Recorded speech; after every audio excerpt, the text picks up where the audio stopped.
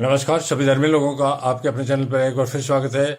आज मैं यूपी में ज्योति मौर्य जो एसडीएम है उस पर काफ़ी चर्चाएं हो रही और काफ़ी खबरें आ रही है।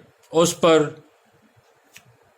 जो धार्मिक पहलू है, जो सामाजिक पहलू है, उस पर बात करूंगा कि ज्योति मौर्य की शादी बचपन में हुई और उसके बाद जैसा पति कह रहा है कि मेरे सहयोग से ये एसडीएम बनी, तो ये बिल्कुल गलत बात है कि किसी के सहयोग तो हो सकता है, लेकिन कोई एसडीएम बना दे, किसी को आईएएस बना दे, ये संभव नहीं है।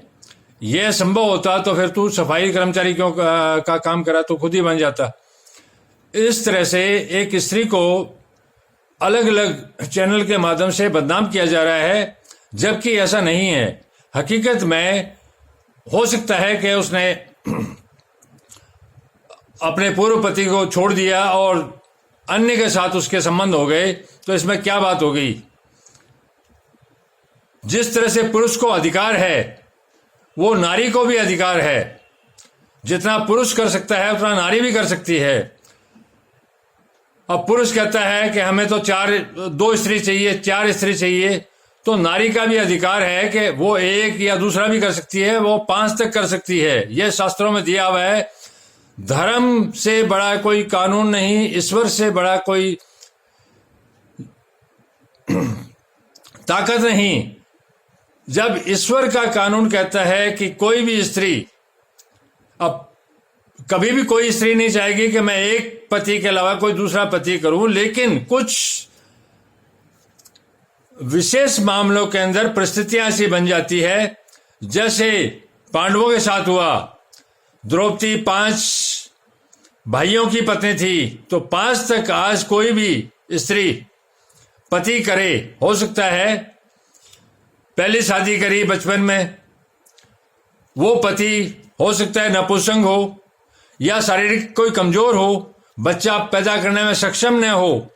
अगर वो औरत स्त्री की शारीरिक पूर्ति को ही पूरा नहीं कर पाएगा तो उसको पति रहने का अधिकार नहीं। तो उस समय स्त्री का पूरा हक है कि वो इज्जत से उसको छोड़ के दूसरे को कर ले, और दूसरा भी ऐसा निकले तो तीसरा भी कर ले, तीसरा भी ऐसा निकले चौथा कर ले, चौथा भी ऐसा निकले तो 5वां कर ले, और 5वां भी ऐसा निकले तो वो बंद कर ले और भगवान का नाम ले, इसके अलावा कुछ न करे। यह धर्म शास्त्रों की, परमात्मा के कानून की मर्यादा है। अब मैं भी पुरुष हूं, मेरी जाति के जो पुरुष हैं वो आरोप लगा रहे हैं। अरे आरोप लगाने से पहले आप अपना गिरेबान झांक के देखो कि आप क्या करते रहे हो और क्या नहीं कर रहे हो। क्या आप दूध के धुले हुए हो?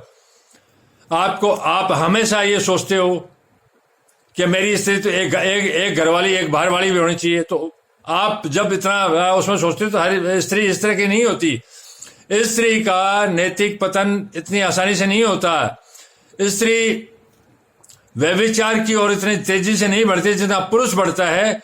तो पुरुष को किसी भी स्त्री पर आरोप लगाने से पहले सोचना चाहिए। और स्त्री जो है, चाहे वो बेटी हो, बहन हो, पत्नी हो, दोस्त हो, रखेल हो, वो चाहे वो वेश्या हो, ये सारी पवित्र है। जब तक कोई सामाजिक सामूहिक नुकसान नहीं कर रही हो तब तक इन पर आरोप लगाना गलत है।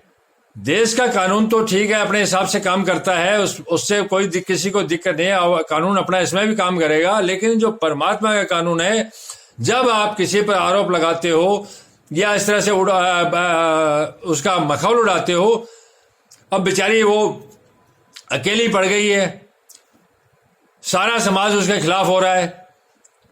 ऐसा उसने कोई गुनाह नहीं किया। परमात्मा की निगाह में हो सकता है कानून और सामाजिक स्तर पर उसने कोई गलत उसका स्टेप हो गया। हो सकता है कि उसका पति शारीरिक रूप से सक्षम न हो, बच्चा पैदा करने में सक्षम नहीं हो, तो वो क्या जीवन भर उसके पास थोड़ी बैठी रहेगी। धर्म शास्त्रों कुरान में भी दिया हुआ है, जब पुरुष को अधिकार है कि जिस प्रकार तुम विवाह के स्त्री को इज्जत से लेके आते हो, ये सभी लोगों पर लागू होता है। जिस तरह से तुम स्त्री को उसी तरह से अगर वो जाना चाहे तो उसको उसी इज्जत से जाने दो। उसके पति आलोक को उसको जाने देना चाहिए, उसी इज्जत से उसको इतनी ज्यादा उस बदनाम नहीं करना चाहिए। वो उसकी पवित्र पत्नी थी, जितने भी समय उसके साथ रही। हो सकता है किसी आदमी का विवाह कई प्रकार के होते हैं। जब पुरुष प्रधान समाज है हमारा, हम ये सोचते हैं हम जो करें वो सारा सही है, औरत कुछ नहीं करनी चाहिए। हमने अपने लिए सारी लाइसेंस बना लिए हैं, मुता विवाह कर लो, चार शादियां कर लो, कोई रखेल रख लो, वैश्याओं के पास जाओ, सारा खुला काम हो रहा है, और औरतों पर सारी पाबंदियां करें। तो इस तरह का जो वो चीजें हैं, ये जरूर से ज्यादा है। औरत पवित्र है और उसको पवित्र रूप में ही देखा जाए। हाँ, कोई गलत है और बहुत ज्यादा कोई समाज को नुकसान करे, जिस प्रकार आजकल हो गया ऐसा कुछ, उस समय जरूर समाज को और कानून का रखवालों को इसकी खबर देनी चाहिए, ताकि लोगों का नुकसान न हो। ज्योति जो है एसडीएम, वो किसका क्या नुकसान कर रही है? उसने उसको छोड़ा है। अब छोड़ा है तो ये व्यक्तिगत स्तर की बात है। अब वो पति कह रहा है कि मुझे छोड़ दिया, मैंने इसको पढ़ा के एसडीएम बना दिया। अरे तो तू खुद ही बन जाता ना, एसडीएम बन जाती, अब बन जाना। और बना भी दिया हो तो अब भी उसको इस तरह से नहीं करना चाहिए। वो उसके भाग्य की बात थी। मदद करी तो मदद तेरे साथ भी करी है, तेरी पत्नी थी, तेरी हम बिस्तर हुई है, सारा कुछ है, इतने साल तेरे साथ रही है।